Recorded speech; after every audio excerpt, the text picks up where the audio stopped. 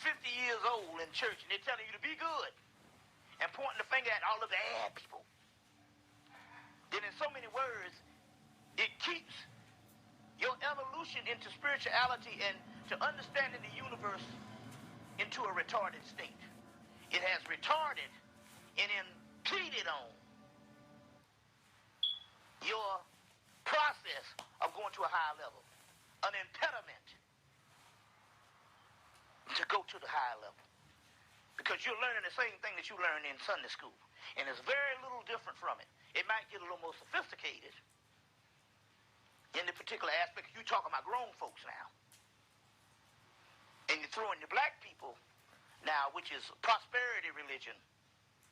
Now you're talking about praying so you can get a Cadillac. Excuse me, it's the 1970s, 1980s. Praying to get a Mercedes or a Lexus. You see what I'm saying?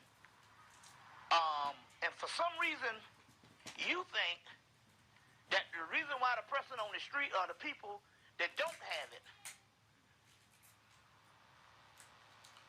The reason why they don't have it is because they haven't prayed hard enough, or they don't belong to the right church. They don't have the right preacher. You know what I'm saying? They don't have the right preacher. Which it goes to show you that is a form of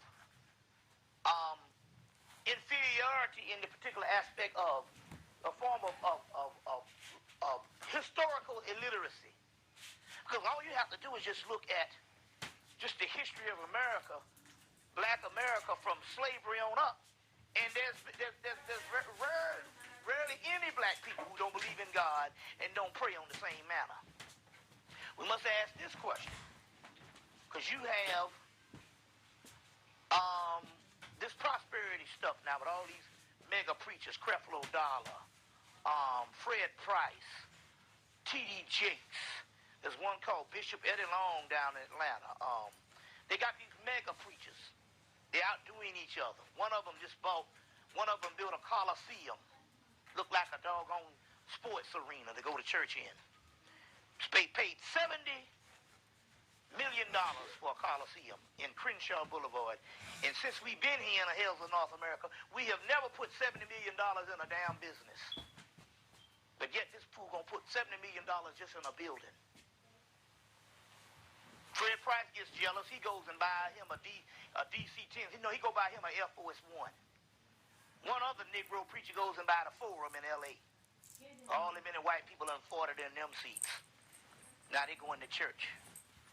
You see, where did this prosperity ritual come from? And I want to know, well, if it's based on prosperity ritual and it's based on God, you tithing and all this particular money thing, I want to know this particular question.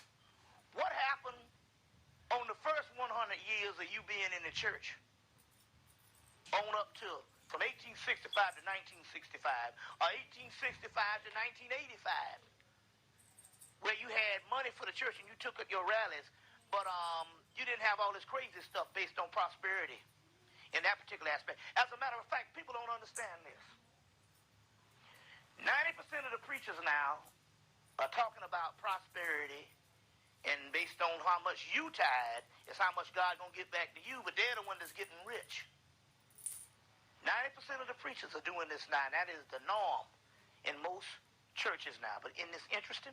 Let's go back 30 years ago. 30 years ago, you only had one preacher in America that was signature to that, and that was Reverend Ike. And everybody thought he was a joke. You know what I'm saying? We used to laugh at Reverend Ike when he would talk about, you don't have anything, you don't know what to do with your money. Send me your money and I'll know what to do with it. I can do a lot with it.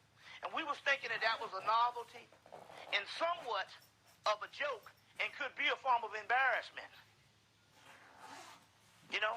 When we were in our right mind. But now all of a sudden, this is the run of the mill. And this is fashionable.